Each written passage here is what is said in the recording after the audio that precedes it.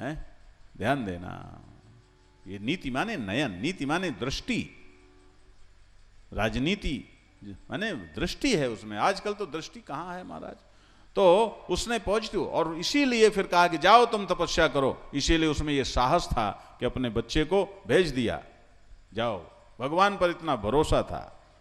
जो पॉजिटिव होगा, जो विचारशील होगा, वही श्रद्धावान हो सकता है, वही समर्पित हो सकता है, वही दृढ़ हो सकता है, वही विश्वास करने योग्य है महाराज। लेकिन कब विश्वास पलटा खा जाए कोई ठिकाना नहीं है।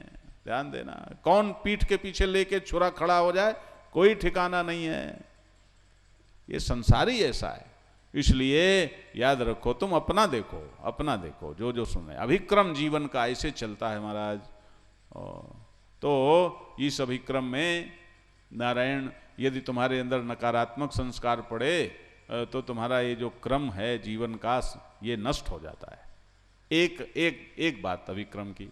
दूसरी बात ये कि जब तुम सकाम कर्म करते हो, मुझे ये मिल जाए तो ये करूं, ये मिल जाए तो ये करूं, ये मिल जाए तो ये करूं, तो मान लो करते करते करते करते कोई काम तुम्हें 100 कदम चल के में पूरा होना है, और तुमने 99 कदम तुम चल पाए और 1 कदम तुम्हारा रह गया। ध्यान से सुनना, 1 कदम रह गया, 99 चल पाए, ऐसी स्थिति परिस्थिति बन गई कि 1 कदम रह गया। तो ये समझ लो, यदि तुम सकाम कर्मी हो तो फिर तुम्हें वो फल नहीं मिलेगा, और तुम्हारे 99 कदम भी कूड़े में चले जाएंगे, व्यर्थ हो जाएंगे। और यदि जो भगवान बताने जा रहे हैं, यदि निष्काम कर्म योगी हो, तुमने कर्तव्य बुद्धि से कर्म किया है, तो हर क्षण, हर पल, हर कदम तुम्हारा नगद है। याद रखो। जैसे देखो, हमारे कुछ सज्जन हैं, क्योंकि देखो कार्यक्रम चल रहा है, ये सब इतना बड़ा, यहाँ रोज रोज का कितना क्या सब चल रहा है, रोज सब। तो कुछ लोग जाते हैं कि भाई चलो आओ जुड़ो, तो कहते महाराज हमें जो हो जाए वही, उसी में खुश हैं। अब जो हो जाए उसी में खुश हैं, तो ऐसा आदमी, इसको, ऐसे आदमी को कौन दुखी कर सकता है बोलो। उनका रोज रोज का कदम बिल्कुल ताजा है, मस्त है।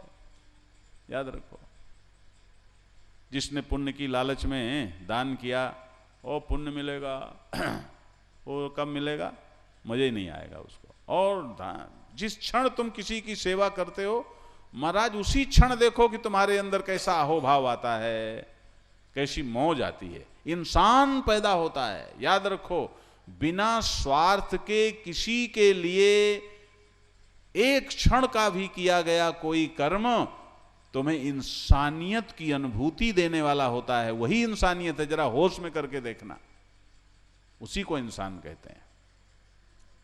और अपने लिए जियो, अपनों का करते रहो, स्वार्थ में, राग में, द्वेष में रहो, तो जो तुम्हें अनुभूति अपनी होती है वो इंसान नहीं है, वो इंसान पशु, वो मनुष्य पशु है। ध्यान देना। किसी को क्षमा करके देखो, फिर इधर क्षमा और इधर अंतर दर्शन करो, तो तुम्हें जो पता लग जाएगा कि इंसान किस चिड़िया का नाम है, किसे कहते हैं इंसान। ध्यान देना। तो निष्काम, भगवान कहते हैं जो मैं तुम्हें बताने जा रहा हूं उसमें अभिक्रम का नाश नहीं होता। जितना किया उतना किया, जो हुआ हुआ है, जितने कदम चल पाए, लेकिन यदि कामना नहीं है तो वो कदम भी तुम्हारे बट्टे खाते में नहीं जाते, वो कदम भी बट्टे में नहीं जाते, खत्म हो गए, कोई अर्थ नहीं। हर चीज फिर वहां महत्वपूर्ण होती है। नेहा विक्रम नाशोस्ति प्रत्यवायो न विद्यते। प्रत्यवाय, अब देखो प्रत्यवाय क्या होता है।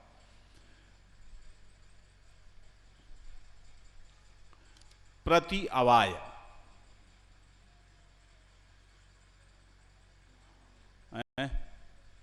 उल्टी गति,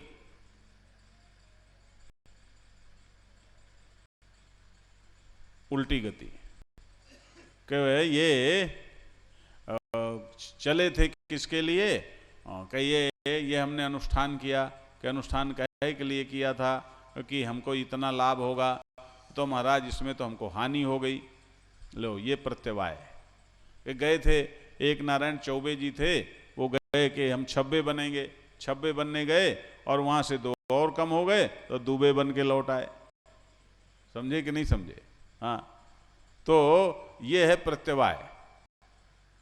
तो कहते हैं कि ये जो प्रत्यवाय है, उल्टा फल है, ये भी इसमें नहीं होता है। अब आप सब ध्यान से सुन लो जरा, क्योंकि सभी कर्मकांडी हो। कर्म के क्षेत्र में, कर्मकांड के क्षेत्र में यदि विधि विधान से किसी कर्मकांड को, किसी कर्म को न किया जाए और वो सकाम हो, तो निश्चित रूप से उसमें लेने के देने पड़ जाते हैं, उल्टा फल होता है, उल्टा फल होता है। बजाय बनने के बिगड़ जाता है, उल्टी स्थिति आ जाती है। गए थे बनाने और बिगाड़ के चले आए। तो इसलिए बाबा ये भगवान कहते हैं कि प्रत्यवाय नहीं होता। और मैं सच बताऊं, आजकल विधि विधान तो बहुत कम पालनीय है। मैं आपको, मुझे याद आई, एक उदाहरण याद आया मुझे, मैं आपको बताता हूं। सच्चा उदाहरण है। आर्य समाज तो सुना है आपने। एक आर्य समाजी विद्वान हो गए, सत्यव्रत विद्यालंकार। आपने शायद नाम सुना हो, जिसका आर्य समाज से कोई भी थोड़ा भी दखल रहा होगा। हम तो नारायण, हमारा तो पहले हम आर्य समाजी भी रहे, याद रखना। आर्य आज भी हैं, हाँ, आर्य समाजी भी रहे, वैष्णव भी रहे, सन्यासी भी हैं, सब। और ये महाराज सब दरवाजे देखा आए, सब घूम घाम आए, सारा खेल तमाशा पता है हमको, याद रखो। तो सत्यव्रत विद्यालंकार, उनको ज्योतिषियों ने बताया कि आप अल्पायु हैं। अब देखो, ज्योतिष भी एक गणित है, बोला मैथमेटिक्स है, वो एकदम तथ्यात्मक विद्या है। उस विद्या को नकारना नहीं चाहिए। हाँ,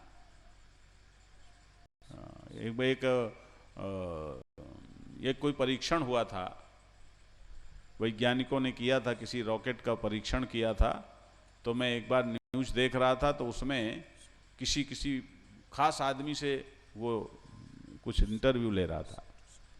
तो वो कह रहा है कि हम विज्ञान में तो इतनी तरक्की कर गए, लेकिन अफसोस की बात यह है कि इन्होंने जब ये रॉकेट लॉन्च किया तो मुहूर्त पूछा था। अरे मूर्खा धीराज, अफसोस की बात नहीं है, ये सौभाग्य की बात है कि हमारे पास ज्योतिष विद्या है कि हम मुहूर्त पूछ सकते हैं, निकाल सकते हैं। और ये सौभाग्य तुम्हें दुर्भाग्य दिख रहा है। कमाल की बात। मैं ऐसे लोगों से कहना चाहता हूं कि आप जरा ज्योतिष को स्वयं तो देखो ना। लोग स्वयं तो देखते नहीं महाराज, कुछ भी कह देते हैं। आजकल तो कुछ कह दो, बस कुछ कह दो, सब कुछ कहने की छूट है महाराज। कल मैंने हम देख लेते हैं, बोला हमें भी जरा देश दुनिया का रहता है कि थोड़ा क्या हो रहा है तमाशा, तो थोड़ा सा देख लेते हैं 5-10 मिनट। तो कल हमने देखा एक कोई वकील है, वो कोई वकील है, कौन प्रकाश है, मुझे नाम तो भूल गया, क्योंकि नाम वाम हमें है। वकील है बोला, वकील है। एक कोई पार्टी है, नई बनी है, अब तो वो धुरती आ गई। तो नारायण उससे निकला हुआ या निकाला हुआ जो भी है, मैं नाम भूल गया। आप लोगों का नाम कोनो प्रकाश क्या है भगवान जाने, नाम तो मैं भूल गया। तो उसने कहा कि ये जो योगी जी ने ये छेड़खानी रोकने के लिए ये रोमियो के नाम पर ये बनाया है, तो क्या श्री कृष्ण तो बहुत छेड़खानी में सबसे आगे थे, इसमें कृष्ण का नाम दे सकते हैं?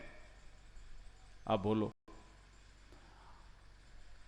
अब जिस समाज में ऐसा महामूर्ख, अब आप कहोगे व्यास गादी से ऐसा ना बोलो, मैं बोलता हूं भाई, ठीक बोलता हूं। एक बात बताओ, वकील को कम से कम कोई नासमझ कहे, कोई अधकचरा व्यक्ति कहे तो ठीक है। श्री कृष्ण पर यदि बोलना है तो श्री कृष्ण पर इस प्रकार का कमेंट करने का नैतिक अधिकार उसको ही है जो श्री कृष्ण चरित्र के स्रोत जितने सदग्रंथ हैं उनका अच्छी तरह से अनुशीलन कर ले। फिर बोलने का हकदार है। भागवत पढ़ ले, महाभारत पढ़ ले, और पुराणों में श्री कृष्ण चरित्र है उसको पढ़ ले, तब वो बोले। यदि उसके बावजूद वो बोलता है तो इसका मतलब वो मूर्ख नहीं, महाधूर्त है। उसको क्या हक है बोलने का? सिर्फ इसलिए कि उनका संबंध हिंदुओं से है और हिंदुओं के लिए कुछ भी कह दो। और वो खुद भी हिंदू है, भला खुद भी हिंदू है। हिंदुओं में ऐसे ही नपुंसकों की भरमार है जिसके कारण हिंदुत्व की गरिमा से पूरा विश्व वंचित है। ध्यान देना, मैं कह रहा हूं, टीवी में जा रहा है, मुझे कोई चिंता नहीं है, कर दे वो मुझसे आकर के बहस करे, मैं चुनौती देता हूं। श्री कृष्ण योगेश्वरेश्वर हैं महाराज, कोई माई का लाल। श्री कृष्ण को कहीं भी किसी भी साहित्य से कामी सिद्ध कर दे जो मान्य साहित्य हैं, तो नारायण में लाल कपड़े छोड़ दूंगा। कह रहा हूं, टीवी में जा रहा है, मान्य साहित्य से कह रहा हूं। किसी लेखक ने लिख दिया, किसी कवि ने लिख दिया, मैं उसकी बात नहीं कर रहा हूं। तुम उसके अर्थ तो समझते नहीं हैं। मुझे वहां फिर उसका जवाब क्या आया, हमने तो श्री कृष्ण छेड़ते थे, ये सुनते सुनते बड़े हुए हैं, और सुनते सुनते तुमने ये कमेंट कर दिया। अरे तुम पता नहीं किस मूर्ख क्षेत्र में तुम ये सुनते सुनते पैदा हुए। अरे बाबा, जिस समय की तुम ये घटना बता रहे हो, उस समय के लोगों के लिए ये योगी जी ने स्कॉट वो नहीं बनाया। वो 9 साल और 8 साल और 7 साल के बच्चों के लिए ये धरपकड़ नहीं हो रही उत्तर प्रदेश में। बोलो, 9 साल और 8 साल के बच्चे पकड़े जा रहे हैं क्या? उनके लिए नहीं हो रही। एक बात। दूसरी बात, जरा मैं एक उदाहरण देता हूं, सुन लें सभी, दिशा टीवी में भी सुन रहे होंगे, क्योंकि मुझसे ये बात हवा है, फैली हुई है। और बहुत लोग, दुर्भाग्य है कि जो लोग कृष्ण के नाम पर लाखों करोड़ों कमाने वाले लोग हैं, बहुत खरा बोलता हूं मैं, जो श्री कृष्ण के नाम पर लाखों करोड़ों कमाने वाले लोग हैं, वो भी श्री कृष्ण का चरित्र कुछ ऐसा ही पेश करते हैं। ये दुर्भाग्य है। आप देखें जरा, श्रीमद् भागवत महापुराण में गोपिकाएं महारास लीला, जो सबसे बड़ी लीला है, जिसमें प्रेम तत्व की व्याख्या हुई है, उसकी ओर कोई ध्यान ही नहीं देता कि प्रेम तत्व सारे जगत में जिसकी व्याख्या का सर्वोपरि नारायण उदाहरण महारास है, उसको क्यों स्पष्ट नहीं किया जाता? और उसमें क्या होता है? पहले नारायण ये गोपिकाएं, पहले तो चीरहरण की लीला वास्तव में देहाभिमान से ऊपर उठाने की लीला है। ध्यान देना, दाकार का अपहरण करके सोहम वृत्ति में जगाने की लीला है, वो प्रेम दीक्षा की लीला है। और इसीलिए उसका उदाहरण अभी देखो, मैं थोड़ा समय लेता हूं इसमें 2 मिनट। जब भगवान ने महारास के समय शरद पूर्णिमा की चांद के दिन, शरद पूर्णिमा की तिथि में रात्रि के समय जब भगवान ने बांसुरी बजाई, उसमें क्लीम बीज फूंका, तो क्या हुआ? जरा वर्णन देखो श्रीमद् भागवत में, कि जो गोपी जिस हाल में है वैसे ही चल पड़ी। यदि जरा भी बुद्धि लगाओगे तो यह स्पष्ट होगा कि उस समय गोपिकाओं के अंदर बॉडी कॉन्शियसनेस बिल्कुल नहीं है, देहाभिमान बिल्कुल नहीं है। एक आंख में काजल लगाया है और बांसुरी सुनाई पड़ी, तो फिर दूसरी आंख में बिना लगाए काजल और गोपी घर से निकल गई। इसका अर्थ क्या है बोलो? वो बियॉन्ड बॉडी कॉन्शियसनेस है कि नहीं है? देहाभिमान से ऊपर है कि नहीं है? और यदि देहाभिमान ही नहीं है तो कोई विकार संभव है क्या? बोलो भाई, यदि देहाभिमान ही नहीं है तो विकार कहां संभव है? यह है महारास। और उसी महारास की लीला के क्रम में जब गोपिकाओं के अंदर देहाभिमान आया, क्यों कि ये जो कामदेव है, श्री कृष्ण को समझो विद्वानों, समझो समझदारों, ये श्री कृष्ण काम जिसके बिना कोई नहीं है। ध्यान देना, ये सृष्टि का ये प्राणों का ही एक स्वरूप है, काम तत्व। प्राण माने लाइव एनर्जी, वाइटल पावर, चेतन ऊर्जा को प्राण कहते हैं, जो हम सब के नारायण, हम सब जिसके द्वारा एक्टिव हैं, उसी का एक रूप है। भगवान श्री कृष्ण ने यह सबसे बड़ा उनकी क्रांतिकारी लीला है। उन्होंने काम तत्व को परिष्कृत किया। शंकर ने भस्म किया होगा, लेकिन कृष्ण ने उसका परिष्करण किया, उसे अपना बेटा बना लिया और उसको सूक्ष्म करके, पवित्र करके प्रेम तत्व में परिष्कृत कर दिया। यह विशेषता है। इसीलिए, लेकिन वो समझा नहीं तो जब उसने गोपिकाओं पर प्रभाव डाला तो जो गोपिकाएं एक आंख में काजल लगा करके आई थीं, उन गोपिकाओं के अंदर एकदम देहाभिमान आ गया। हम बड़ी सुंदर हैं, हम बड़ी ऐसी हैं, हम बड़ी भाग्यशाली हैं, देखो श्री कृष्ण हमारे ऊपर। अब ज्यों ही देहाभिमान आया तो कृष्ण अंतर्धान हो गए। ऐसे कृष्ण पर तुम ये आरोप लगाते हो, कृष्ण अंतर्धान हो गए। क्यों गायब हो गए? इसीलिए गायब हो गए कि गोपिकाओं की चेतना देह में आ गई।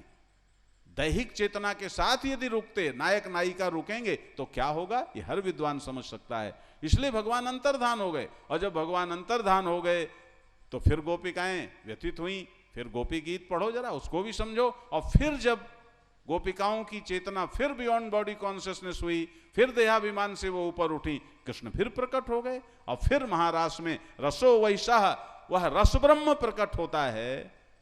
ध्यान देना, अरे रसा नाम समूहो रासा, वह रास तत्व है, उसको उस ढंग से रखो बाबा। ताता थैया नचाए जा रहे हैं, खेले जा रहे हैं, ऐसे ऐसे भजन गीत गाए जा रहे हैं।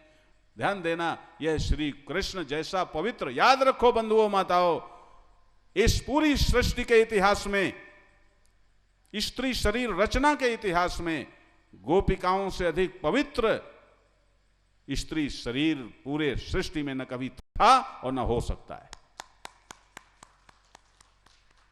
ये मैं सच कह रहा हूं। मेरे सामने यदि कृष्ण और गोपी दोनों आ जाएं तो मैं पहले गोपी को प्रणाम करूंगा, फिर कृष्ण को करूंगा, क्योंकि गोपी की महनीयता अधिक है। कृष्ण तो कृष्ण है, उस पर क्या असर पड़ रहा है बाबा? वो तो खेल तमाशे, वो तो ब्रह्म है बाबा, उस पर माया का क्या असर पड़ेगा? वो तो मायोपहित भी है, निर्माय भी है और व्यक्त ब्रह्म भी है। वो तो सब कुछ है, सब कुछ है। मत्तः परतरम किंचित नास्ति धनंजय।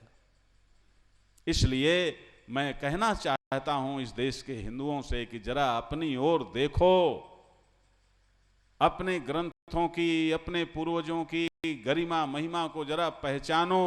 और मैं इस देश के ऐसे सिरफिरे कमेंट बाजों से भी कहना चाहता हूं कि जरा होश में करो। और ऐसे लोगों पर, नारायण, ऐसे लोगों को तो ऐसा सबक सिखाना चाहिए कि ये दोबारा फिर इस प्रकार का कमेंट करने की चेष्टा न करें। और नैतिक रूप से भी गलत है। तुम्हें जब ज्ञान नहीं है, तुम किसी का मुकदमा लड़ते हो तो पहले अपने मुवक्किल की पूरी फाइल पढ़ते हो कि यूं ही चले जाते हो? बिना ज्ञान के तुमने बोल दिया कुछ भी। क्यों बोल दिया भाई? क्या अधिकार है तुमको ये बोल देने का? खैर, कोई बात नहीं है बंधुओं माताओं, ये तो तात्कालिक बात है। और ये न कहना इसका संबंध है, इसका सारा संबंध इन सारी चीजों से है। प्रत्यवाय दोष पर हम चर्चा कर रहे थे। आज हमारा कर्मकांड भी कैसा हो गया है, कैसा कर्मकांड हो गया है, कहां विधि विधान का पालन हो रहा है। मैं सच कहता हूं, हमारे यहां कर्मकांड की भी ऐसी महिमा है कि जो चाहो वो मंत्र शक्ति से प्राप्त कर लो, जो चाहो वो अनुष्ठानों से प्राप्त कर लो, ऐसी महिमा है। लेकिन विधि विधान का पालन कौन करता है? डॉक्टर सत्यव्रत विद्यालंकार, जब उनको ज्योतिषियों ने कहा ज्योतिष पर, यह ज्योतिष सत्य है और सारे ग्रह नक्षत्र 1000 साल 10,000 साल आगे की भी गणित ज्योतिषी लगा सकता है कि कब सूर्य ग्रहण होगा और कब चंद्र ग्रहण होगा। ध्यान देना, क्यों? क्योंकि सारा ब्रह्मांड एक गणितीय व्यवस्था से, यह वैज्ञानिक है। तो जब ब्रह्मांड के विज्ञान को तुम विज्ञान मानते हो तो ज्योतिष जो उसका गणित है उसको विज्ञान मानने में तुमको क्या आपत्ति है? वो मैथमेटिक्स है। ध्यान देना, वो हमारा दुर्भाग्य नहीं, सौभाग्य है कि हमारे पास ज्योतिष जैसी विद्या भी है। लेकिन ये बात अलग है कि अब उस पर भी, जैसे हर विद्या पर व्यवसाय हो गया, हर विद्या में अधकचरे ठग पैदा हो गए, तो अब उसमें भी वो हो जाए और विद्या बदनाम हो जाए तो उसके लिए हम क्या कर सकते हैं? खैर बंधुओं माताओं, तो उन्हें जब कहा तो सतव्रत विद्या अलंकार, अब जब ऐसा होता है, देखो हम सब के लिए पक्का है मृत्यु अवश्यंभावी है, लेकिन सभी गफलत में है क्योंकि पक्का नहीं है। उन्हें ज्योतिषियों ने कह दिया तो उन्होंने कोशिश किया कि मैं कुछ करूं, तो उन्होंने वेदों का अध्ययन किया। जब वेदों का अध्ययन किया तो वेदों में 100 वर्ष तक जीने की बात है, आपने तो पढ़ा होगा वेदों में, कुर्वन्नेवेह कर्माणि जिजीविषे शतग्वं समाहा, कर्म करते हुए 100 साल तक जीवित रहो, बूढ़े होकर नहीं, लिजे होकर नहीं, कर्म करते हुए। ये हमारा श्रुति भगवती कहती है, ये वेद कहते हैं, ये तो विधान है। और वेदों में तो वेद तो विश्वकोश है महाराज, कर्म का नुस्खा भी है, 100 साल तक कैसे जीवित रहो ये नुस्खा भी है। डॉक्टर सतव्रत विद्या अलंकार ने जब वेदों में ये नुस्खा देखा, ये जीवन शैली देखी, ये जीवन पद्धति देखी, उन्होंने उसको अक्षरशः स्वीकार किया। विधि विधान, एक होता है विधान और फिर उसकी होती है विधि। अरे बाबा, किस पैर को घुमाकर किस यज्ञ में बैठना है, किस कोण पर बैठना है, कितना साकल होना है, कैसे कैसे आहुति डालनी है, क्या करना है, ये भी सब अभी यहाँ यज्ञ होगा नारायण, 5 तारीख से प्रारंभ होगा नारायण, और 5555 हवन यहाँ होंगे। जिन लोगों को उसका आनंद लेना हो वो कहीं से भी नारायण वो इस यज्ञ से जुड़ सकते हैं। दुर्लभ है क्योंकि श्रीमद् भगवत गीता परक यज्ञ है, गीता के मंत्रों से आहुतियां होंगी। उसका प्रचार नहीं हुआ क्योंकि उसमें निष्कामता की बात है ना, लोगों को लगता है इससे कुछ नहीं होगा। अरे बाबा, उसी से सब कुछ होगा, सुन लो, भगवान कहते हैं विक्रम का नाश नहीं होगा, प्रत्यवाय नहीं होगा। उन्होंने किया और फिर उन्होंने घोषणा की कि अब यदि मैं 100 साल से पहले मर जाता हूं तो वेद झूठे हैं। ये कह सका वो, मैं नमन करता हूं डॉक्टर सतव्रत विद्या अलंकार को, वो ये कह सके। लेकिन कब कह सके? जब उन्होंने वेदों में वर्णित विधान को विधिवत पालन किया सारे जीवन। और इतिहास साक्षी है, सारे आर्य समाजियों से पूछ लो, डॉक्टर सतव्रत विद्या अलंकार 102 वर्ष तक जीवित रहे। ज्योतिष झूठा पड़ गया, क्योंकि ज्योतिष जो है झूठा नहीं हो जाता। दरअसल ज्योतिष के प्रभाव को भी आप विल पावर से प्रभावित कर सकते हैं, आशीर्वाद से प्रभावित कर सकते हैं, कृपा से प्रभावित हो सकता है, याद रखो। क्योंकि हमारी यह जो सारी सृष्टि है, वेदांत यह मान्यता आपको दे चुका है, हम देते हैं बार बार, कि सृष्टि हमारे यहाँ जड़ नहीं है, चेतन है। इस सृष्टि के मूल में चित तत्व है, जड़ तत्व नहीं है। यह नारायण, इसका कारण चेतन विवर्ती कारण है, अभिन्न निमित्तोपादान कारण है परमात्मा हमारे यहाँ जगत का। इसलिए संकल्प से उसके ग्रहों नक्षत्रों के प्रभाव पर भी असर पड़ता है, पड़ सकता है, वो वैज्ञानिक है। उससे ज्योतिष की महिमा की हानि नहीं होती। तो ये है विधि विधान का महत्व। अब विधि विधान का पालन किया नहीं और कामना पूर्वक यज्ञ किया तो महाराज नुकसान तो होगा फिर तो जितना। और एक बात और सुन लो, यदि आपने किसी दूसरे से अपने लिए कर्मकांड कराया और उसने विधि विधान का पालन नहीं किया तो उसको केवल आपके साथ बेईमानी करने का पाप तो लगेगा, लेकिन उस कर्मकांड का जो प्रत्यवाय दोष है, उल्टा फल है, वो आपको भोगना पड़ेगा। अच्छी तरह समझ लो। इसलिए मैं कहा करता हूं कि बहुत सोच समझकर पूरी विधि विधान को स्वयं भी देख करके जरा समझदारी से ये इस दिशा में चलना चाहिए, नहीं तो फिर गीता में आ जाओ। भगवान कहते हैं ये जो योग मैं बताने जा रहा हूं इसमें प्रत्यवाय दोष नहीं लगेगा, आ जाओ इस मैदान में आओ। डर ही नहीं बाबा, प्रत्यवाय का डर खत्म, अभिक्रम के नाश का डर खत्म। जितने कदम चलेंगे चलेंगे, नहीं चलेंगे नहीं चलेंगे, वो सब नगद। जैसा हो सकेगा करेंगे, विधि विधान नहीं आता तो क्या करें, जो कर पाएंगे करेंगे, लेकिन कोई उसका प्रत्यवाय नहीं होगा। आ जाओ मैदान में। ये निष्काम कर्म योग का जो ये बुद्ध योग है, ये कर्म योग है, भगवान कहते हैं इसमें ये नहीं होता। प्रत्यवाय न वित्ते अस्य धर्मस्य स्वल्पमपि महता भयात् त्रायते। अरे बाबा, यह जो भगवान कहते हैं, मैं जो तुम्हें ये योग बताने जा रहा हूं, यदि तुमने इस योग धर्म का पालन किया तो थोड़ा सा भी तुमने अपने जीवन में इसको अपना लिया ना, तो समझ लो महान भय से तुम्हें मुक्ति मिल जाएगी। महान भय से मुक्ति। अब महान भय क्या है? महान भय तो मृत्यु का भय है, पाप का भय है, हानि का भय है। सारे से मुक्ति मिल जाएगी और तुम महाराज ऐसे मस्त हो जाओगे कि पूछो मत। और हे अर्जुन, व्यवसायत्मिका बुद्धि रेके कुरुनंदन बहुशाखा हेनंताश्च बुद्धिव व्यवसायी नाम। अब देखो महाराज कि ये कृष्ण है, ये आपसे ये नहीं कहते कि ये बात हम कह रहे हैं हमारी, हम भगवान, हमारी बात मान लो ना। कहते हैं देखो ये जो मैं बात तुमसे कह रहा हूं ये बुद्धिमानी की बात है। ये किस बुद्धि की बात है, कि ये व्यवसायत्मिका बुद्धि है। व्यवसायत्मिका बुद्धि का मतलब क्या हुआ कि वी आवा, ये जो